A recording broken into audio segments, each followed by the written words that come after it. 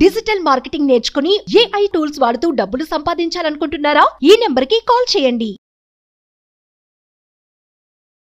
Hi hello నమస్తే welcome to Suman TV. ప్రస్తుతం మనతో ఉన్నారు కెరియర్ కౌన్సిలర్ శ్రీనివాస్ ఏపూరి గారు. నమస్తే సార్. నమస్తే మేడం. సార్, ఇప్పుడు 10th అయిపోయాక చాలా మంది పేరెంట్స్కి కన్ఫ్యూజన్ ఉంది. వాళ్ళని ఇంటర్మీడియట్ హాస్టల్లో వేయాలా లేదా డే స్కాలర్ పంపించాలా? కొంతమంది ఏంటంటే ఇంట్లో వైఫ్ అండ్ హస్బెండ్ గొడవలు కూడా పడతారు ఈ విషయంలో. వైఫ్ ఏమో వద్దు పిల్లలు హాస్టల్ వేస్తే పాడైపోతారు అనేసి, హస్బెండ్ ఏంటంటే ఇంట్లో ఉంటే పిల్లలు చదవరు, 10th వరకు ఒకటి, ఇంటర్మీడియట్ నుంచి వేరే లెవెల్ ఉంటుంది అనే ఒక అపోహ అయితే ఉంది. మరి ఇప్పుడు పేరెంట్స్కి చాలా కన్ఫ్యూజన్ ఉన్నారు, డే స్కాలరా హాస్టల్ అనేది. సో మిమ్మల్ని అంటే ఏం సజెస్ట్ చేస్తారు సార్? బేసిక్గా ఒకటే మేడం, ఇందులో హాస్టల్ పర్పస్ ఏంటంటే మీరు అన్నట్టు చాలామంది ఇది ఇష్యూ మీద ఇంట్లో గొడవలు అవుతాయి, గ్యారంటీగా అవుతాయి. ఇక్కడ తెలుసుకోవాల్సింది ఏంటంటే అసలు హాస్టల్లో ఉంటేనే చదువు బాగుంటుంది, ఇంటి దగ్గర ఉంటే చదువు బాగోద్దు, అలా డే స్కాలర్గా ఉంటే చదువు బాగోద్దు అనేది అది మనం అర్థం చేసుకుంటంలోనే తప్పు. ఎవరా ముద్రలు వేసారో తెలియదు కానీ సొసైటీలో ఇక్కడ పర్టికులర్గా 10th అయిపోయాక ఇటు పాలిటెక్నిక్ వచ్చేవాళ్ళు వాళ్ళకి వాళ్ళున్న ఊళ్ళో కాకుండా బయటకు వస్తే అట్లనో హాస్టల్కి వెళ్తారు. కానీ 10th క్లాస్ అయిపోయి ఇంటర్మీడియట్ చదివే విద్యార్థులు కానీ చూసుకుంటే మెజారిటీగా హైదరాబాద్లోనే చదివిస్తారు వాళ్ళు.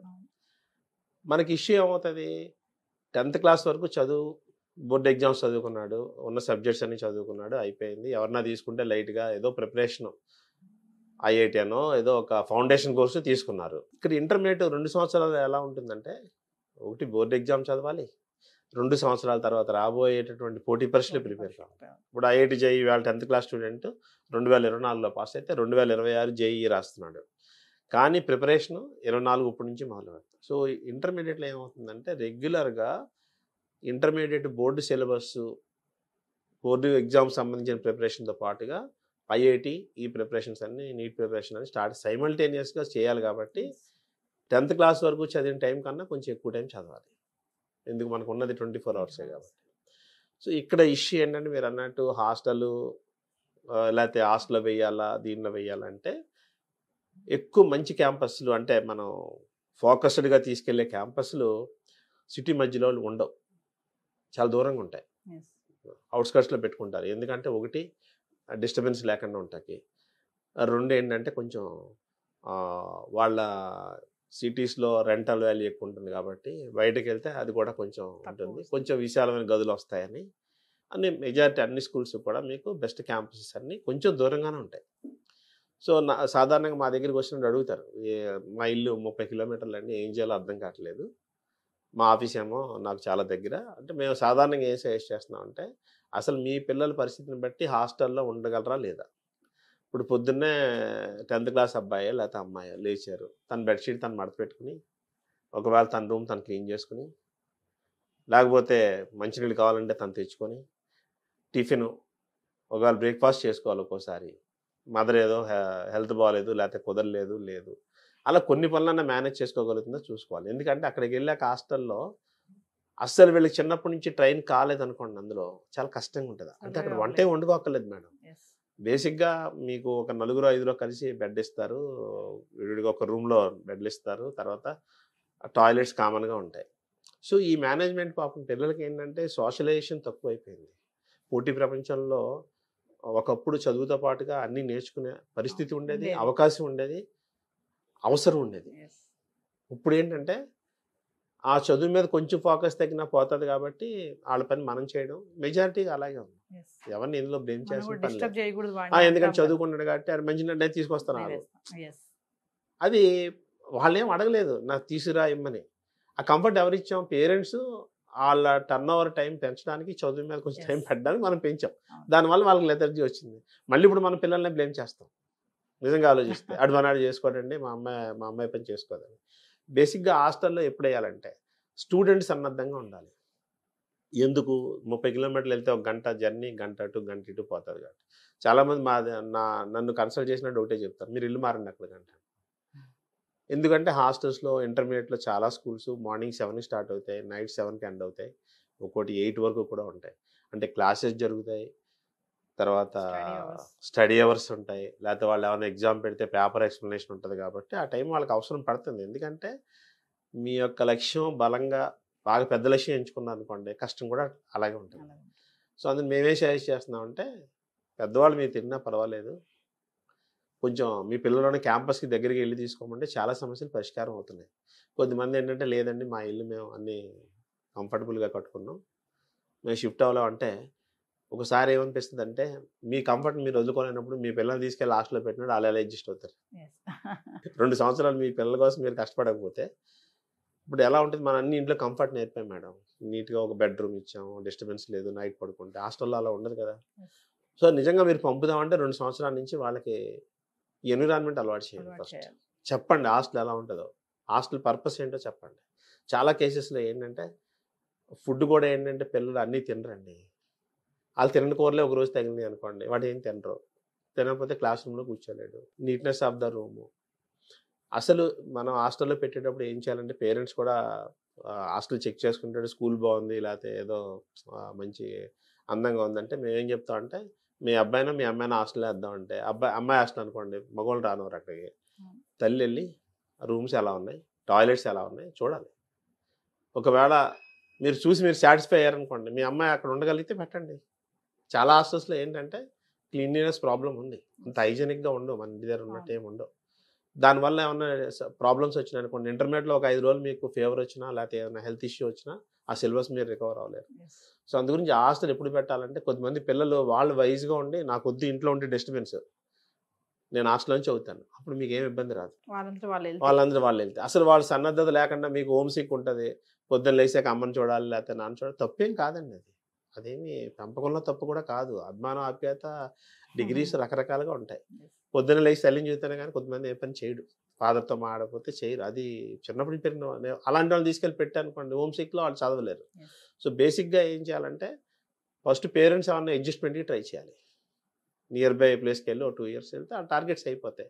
అప్పుడు స్కూల్కి ఏం చెప్పాలి, హాస్టల్ అయ్యమంటే మేము దగ్గరలోనే ఉంటున్నాం, మీ షెడ్యూల్ చెప్పండి, 7కి అయితే 7కి దింపుతాం, మళ్ళీ 7కి పికప్ చేసుకుంటాం. కావాలంటే సెమీ రెసిడెన్షియల్ పెట్టుకోవచ్చు కదా, మధ్యాహ్నం భోజనం పొద్దున్న ప్రిపేర్ చేయాలంటే. ఇప్పుడు ఎక్కువ మీకు లాంగ్ డిస్టెన్స్ వచ్చేవాళ్ళు ఎక్కువ సెమీ రెసిడెన్షియలే పెట్టుకుంటున్నారు.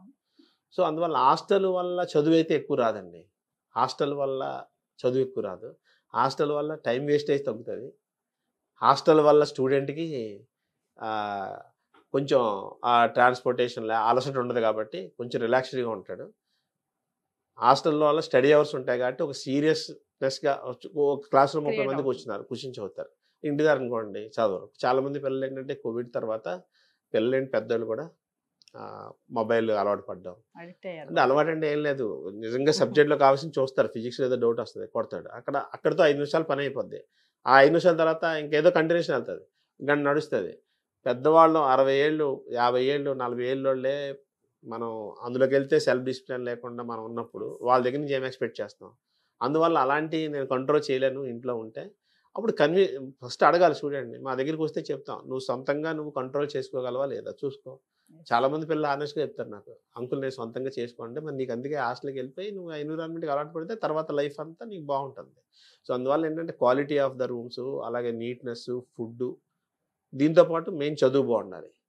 సో ఇలా ఉంటే హాస్టల్లో వేయచ్చు. పర్టికులర్గా ఏంటంటే చాలా హాస్టల్స్లో కంప్లైంట్స్ ఏంటంటే నీట్నెస్ అనమాట. తర్వాత వాళ్ళకి సరిపడేటువంటి బాత్రూమ్స్ అన్నీ టాయిలెట్స్ లేకపోవడం. వాళ్ళు మార్నింగ్ ఎవరో టాయిలెట్కి వెళ్ళారు అనుకోండి, ఒక 20 నిమిషాలు రాకపోతే మిగతా పిల్లలు ఏం చేస్తారు, టాయిలెట్ వెళ్ళకుండా క్లాస్కి వెళ్ళిపోతే ఆ షెడ్యూల్ మారిపోద్ది, న్యాచురల్ కాల్ షెడ్యూల్ అంతా మారిపోద్ది. మార్నింగ్ వెళ్ళే పని మధ్యాహ్నమో సాయంకాలమో ఆ కంఫర్ట్ కోసం పెట్టుకుంటే ఫ్యూచర్లో హెల్త్ మీద ఇంపాక్ట్ ఉంటుంది అది. సో ఇవన్నీ లెక్కలోకి తీసుకోవాలి మనం. అందుకని పిల్లలకి ఏం చెప్తున్నా అంటే, నువ్వు హాస్టల్లో ఉండలేనంటే నువ్వు ప్రిపేర్ అవ్వు, వెళ్ళి ఆ జర్నీ చేయడానికి ప్రిపేర్ అయ్యి ఆ కనీసం స్కూల్ బస్సులో వెళ్ళేటప్పుడు కొంచెం ప్రశాంతంగా ఉండడం, లేకపోతే ఏమన్నా కొంచెం నోట్స్ చదువుకుంటామో చెయ్యాలి. ఎక్కువ రన్నింగ్ బస్సులో చదివితే సైట్ కూడా విజన్ కూడా ఎఫెక్ట్ పడుతుంది కాబట్టి పిల్లలతో డిస్కస్ చేసుకుంటాడు, ఏదైనా ఫిజిక్స్ ప్రాబ్లమో మ్యాథ్స్ ప్రాబ్లమ్ చేసుకుని కన్వీనియంట్గా అలా వెళ్ళొచ్చు. అంతేగాని హాస్టల్ వల్ల క్వాలిటీ ఎడ్యుకేషన్ వస్తుంది కానీ, అంటే కొద్దిమంది పిల్లలకి ఏంటంటే ఓవర్ డిసిప్లిన్ పనిచేయదండి. ప్రతి నిమిషం మిమ్మల్ని ఎవరో ఒకరు సూపర్వైజ్ చేస్తుంటే వాళ్ళు ఈగో దెబ్బతింటుంది. అది చెప్పరు పిల్లలు ఆ ఏజ్లో. అక్కడికి వెళ్ళాక ఏమవుతుంది, అక్కడ జూనియర్ లెక్చరర్స్ అనే ఎవరో ఉంటారు, పాపం వీళ్ళు ఏం చేయకపోయినా ఎవరో చేసిందని వీళ్ళు తప్పు అబ్జర్వ్ చేసి వీళ్ళు తిడుతూ ఉంటారు. అసలే అలవాటు లేని హాస్టల్కి వచ్చారు, ఇక్కడ ట్రీట్మెంట్, ఆ రోజు ఫుడ్ బాగోలేదు, అనుకోకుండా ఆ రోజు రాసిన ఎగ్జామ్లో మార్కులు రాలేదు. ఎక్కువ జీవితంలో డిస్సాటిస్ఫాక్షన్ పునాదులన్నీ హాస్టల్లోనే పడుతున్నాయి. అది పర్టికులర్గా 10th క్లాస్ తర్వాత ఇంటర్మీడియట్ వచ్చాక. అందుకని ఏం చేయాలంటే ఏ హాస్టల్స్లో అన్న వేసినప్పుడు పేరెంట్స్ ఏం చేయాలంటే మొత్తం వాళ్ళకి కాలేజీ వాళ్ళతో మాట్లాడుకుని ఒక 2-3 మంత్స్ చూస్తామండి, అడ్జస్ట్ అయితే ఉంచుతాం, లేదనుకోండి వెనక్కి తెచ్చుకుంటాం, లేదా మేమే అక్కడికి వస్తాం. సో ఇలా చేసుకోవాలి. కానీ కంపల్సరీగా మా లాస్ట్ ఇయర్ ఎవరికో ఫస్ట్ ర్యాంక్ వచ్చిందంట ఐఐటీలో నీట్లో, హాస్టల్లో ఉంటేనే వచ్చిందంటే హాస్టల్లో ఉంటే ర్యాంక్ కంపల్సరీగా వస్తానే లేదండి. సో పిల్లలు సెల్ఫ్ కంట్రోల్, అందుకని పిల్లలకి చెప్తున్నాం మేము, ఎక్కడ వెళ్ళినా సెల్ఫ్ కంట్రోల్ పెట్టుకో, నేను ఇంకొకరు నియంత్రించడం ఏంటి, ఈ వయసు నుంచే నేర్చుకో, నీ టైం ఇది టైం టేబుల్ వేసుకో, చదువుకునే టైంలో చదువు, ఆడుకునే టైంలో ఆడుకో, కొంత మినిమం ఎక్సర్సైజ్ చేయాలి కదా. అప్పుడు హాస్టల్స్లో కూడా ప్రాబ్లం ఏంటంటే ఇంటర్మీడియట్ హాస్టల్స్ తీసుకుంటే మాత్రం అసలు ఎక్కడ ఆడుకుంటా గ్రౌండ్ కూడా లేదండి. కొద్దిమందికి ఏంటంటే ఎంతో కొంత 15 నిమిషాలు 20 నిమిషాలు 30 నిమిషాలు అన్న ఫిజికల్ ఎక్సర్సైజ్ చేయాల్సి వచ్చిన ఉంటే మీరు వాళ్ళని అక్కడ హాస్టల్లో ఇస్తే వాళ్ళకి ఏంటంటే మార్నింగ్ ఆ ఎనర్జీ, వాళ్ళు మార్నింగ్ ఒక 30 మినిట్స్ దాని మీద వర్క్ చేస్తే ఆ రోజంతా వాళ్ళు ఫ్రెష్గా ఉంటారు అనమాట. మీరు అలాంటి వాళ్ళు తీసుకెళ్ళి హాస్టల్లో పెట్టారనుకోండి, అక్కడ ఏం లేదు, గ్రౌండే లేదు, అప్పుడు ఎలాగ అడ్జస్ట్మెంట్, దాని ఇంపాక్ట్ చదువు మీద పడుతుంది. అంటే ఒక బాగా ఉండే స్టూడెంట్ని మనం ఇక్కడ వేసి మొత్తం షెడ్యూల్ పాడు చేసి పెర్ఫార్మెన్స్ మీద కూడా ఇంపాక్ట్ అవుతుంది అన్నమాట. అందుకని హాస్టల్ ఎంపిక చేసుకుంటాడు, ఇవన్నీ చూసుకోవాలి మేడం. చూసుకొని పిల్లలతో క్షుణ్ణంగా మాట్లాడి, కొద్దిమంది ఏం చేస్తారు, ఇంటి దగ్గర అల్లరి చేస్తున్నారు అనుకోండి, అరే నేను హాస్టల్ వేస్తానంటారు, అంటే వాడు ఏం ఫీల్ అవుతాడు, అబ్బాయి హాస్టల్ అంటే శిక్ష, నువ్వు నా మాట వింటలేదు హాస్టల్ వేస్తానంటారు. ఎక్కువ మంది పేరెంట్స్ ఏం చేస్తారు, చెప్పిన మాట వింటలేదు అనుకోండి హాస్టల్ వేస్తారు. అంటే మనం ఏం చేసాం, హాస్టల్ అనేది ఫస్ట్ ఒక ముద్ర మనం ఏం వేసాం, జైలు. అందు గురించి ఏంటంటే అలాంటి మనం మా కన్వే చేసేటప్పుడు పేరెంట్స్ ఎక్కడ జాగ్రత్తగా ఉండాలంటే పర్పస్ ఆఫ్ మనం ఎందుకు హాస్టల్లో పెడుతున్నాము అనేటటువంటి విషయాన్ని పిల్లలకు అర్థమయ్యేలా చెప్పాలి. అర్థం చేసుకుంటారు వాళ్ళు, చేసుకుని అవసరమైతే కొన్ని అడ్జస్ట్మెంట్లు ఆర్డర్ చేసుకోవాలి, కొన్ని అడ్జస్ట్మెంట్లు పేరెంట్స్ చేసుకోవాలి. ఇవన్నీ బ్యాలెన్స్డ్గా చేసుకుంటేనే పెర్ఫార్మెన్స్ అనేది ఉంటుందండి. ఒక చిన్న డౌట్ వచ్చింది నాకు. ఇప్పుడు ఇంటర్మీడియట్లోనే ఫస్ట్ ఇయర్ హాస్టల్లో వేశారు, వాడికి ఇష్టం లేకపోయినా బలవంతంగా వేసేసారు, మార్క్స్ తక్కువ వచ్చాయి ఫస్ట్ ఇయర్లో. ఇప్పుడు హాస్టల్లో ఉంచితే ఇంకా వాడు ఇంకా చదవలేడేమో అని చెప్పేసి ఇంటికి తెచ్చేసుకున్నారు. ఇప్పుడు డే స్కాలర్ సెకండ్ ఇయర్, మరి అలాంటప్పుడు స్టూడెంట్ ఎట్లా అంటారు, కన్ఫ్యూజన్ అవుతాడు, ఏమన్నా స్టడీలో ఏమైనా డిస్టర్బెన్స్ ఉంటుందంటారా? 1 year hostel 1 year day scholar, ఇలా ఇది ఎలా ఉంటుందంట? అంటే ఇందులో 2 రకాలండి. అదే కాలేజీలో చదువుతూ డే స్కాలర్గా వచ్చాడు అనుకోండి, ఇప్పుడు మీరు అన్నట్టు హాస్టల్ నుంచి బయటకు వచ్చాడు, బయటకు వచ్చి మళ్ళీ అదే కాలేజీలో ఉన్నాడు అనుకోండి, ఆ టైమింగ్ మెయింటైన్ చేసుకుని ఇంటికి వచ్చాక టైం ఎలా యూటిలైజ్ చేసుకున్నాడో పేరెంట్స్ చూసుకోవాలి. లేకపోతే వీళ్ళు ఏం చేస్తారు, ఎక్కువ ట్యూషన్స్ ఎందుకు పెడుతున్నారండి, అదేదో వాళ్ళు చదువు చెప్పేస్తారు కాదు, ఏదో ముందు ఏదో చదువుతూ ఉంటాడు. అందులో ఏంటంటే హాస్టల్ నుంచి బయటికి తెచ్చుకున్నప్పుడు సేమ్ కాలేజీలో ఉన్నప్పుడు పెద్ద ఎక్కువ మార్పు ఏం రాదండి. కాకపోతే షెడ్యూల్ కంపల్సరీగా పెట్టాల్సిందే. పొద్దున్న టైంకి వెళ్ళడం, ఇప్పుడు 7కో 8కో క్లాస్ స్టార్ట్ అవుతున్నాను, 10 నిమిషాలు ముందే ఉండడం, స్కూల్ అంతా అయ్యే వరకు ఉండడం, స్టడీ అవర్స్ కూడా అక్కడే కంప్లీట్ చేసుకుని ఇంటికి రావచ్చండి, అప్పుడు మార్పే ఉండదు. అలా కాకుండా మీరు హాస్టల్ మార్చి స్కూల్ మార్చారనుకోండి, ఇప్పుడు ఒక పర్టికులర్ కాలేజీకి చాలా బ్రాంచ్లు ఉంటాయి కదా మేడం, సిటీలో 50-60 బ్రాంచ్లు ఉంటాయి. మార్చినప్పుడు అక్కడ ఫ్యాకల్టీ కన్నా బాగుంటే ఇక్కడ ఇంప్రూవ్మెంట్ ఉంటుంది. అక్కడ మీరు మంచి క్యాంపస్ నుంచి వచ్చి ఇక్కడ సరిగా లేదనుకోండి, ఈ పెర్ఫార్మెన్స్ కూడా పడిపోతుంది. అందుకని ఏం చేయాలంటే ముఖ్యంగా ఇంటర్మీడియట్ ఎగ్జామ్స్లో మార్కులు రావడానికి 100% చదవక్కర్లేదు, అది అందరికీ తెలుసండి. సెలెక్టివ్గా చదివి మీరు చాలా కాలేజెస్లో ఐపీఈ అనేది లాస్ట్ 1 మంతే చెప్తున్నారు. అందులో స్టూడెంట్కి ఏం చేయాలి, మీకు ఒకవేళ నేషనల్ లెవెల్ కాంపిటేటివ్ ఎగ్జామ్స్ పోటీ పడలేకపోతున్నాడు అనుకోండి, మనం అలాంటి పిల్లల్ని ఏం చేయాలంటే బోర్డ్ ఎగ్జామ్స్ సిలబస్ ఫోకస్డ్గా చదివించి, అవసరమైతే క్వశ్చన్ అండ్ ఆన్సర్స్ రాయించి, ఐపీ పెర్ఫార్మెన్స్ అన్న మంచిగా ఉంచితే రేపొద్దున వాళ్ళు ఉద్యోగాలకు వెళ్ళేటప్పుడు ఈ మార్క్స్ కూడా కన్సిడరేషన్లో తీసుకుంటారు కాబట్టి యూస్ఫుల్గా ఉంటుంది. ఒకవేళ మనం కొద్దిమంది తెలిసిపోతుంది మన కాంపిటేటివ్ ప్రిపరేషన్ పాపం అందుకోలేరు, బోర్డుకి రెస్ట్రిక్ట్ చేస్తే సరిపోతుంది. అలా చాలామంది ఇప్పుడు మీకు 980 మార్క్స్ వస్తాయి ఇంటర్మీడియట్లో, జేఈ మెయిన్ క్వాలిఫై కారు, అంటే వాళ్ళ ఫోకస్ తప్పేం లేదు. మీరు ఆ బరువు మీరు మొయ్యలేనప్పుడు మీరు మొయ్యగలిగే బరువునే అందంగా మొయ్యాలి, అందులోనే మంచి మార్కులు తెచ్చుకుంటే అప్పుడు ఇక అసంతృప్తులు ఏముండవు. అందుని హాస్టల్ నుంచి వచ్చేసినా బయటకు వచ్చేసినా షెడ్యూల్ అయితే ఫాలో అవ్వగలిగితే ఇంపాక్ట్ ఏమి ఉండదు. నమస్తే. సుమన్ టీవీలో మీ పర్సనల్ అండ్ బిజినెస్ ప్రమోషన్స్ కోసం కింది నెంబర్కి కాంటాక్ట్ చేయండి.